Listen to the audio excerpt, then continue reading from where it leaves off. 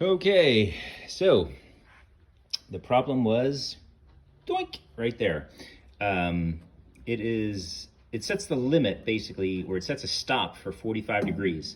And apparently I was able to jam it so hard against here that the actual worm, the worm drive underneath, this is the worm, right? So you have a gear and you have a worm.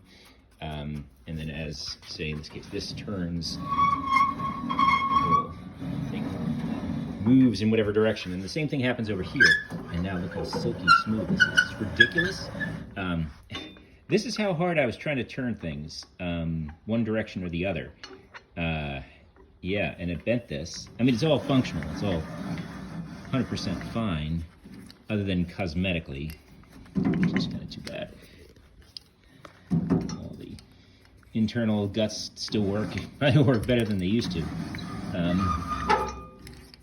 Because it's all cleaned up now. Better than it's worked in years.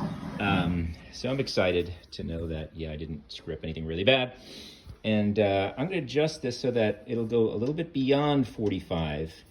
And that means that I'll have to, every so often, I'm going to be careful when I cut 45s to make sure I'm actually cutting 45.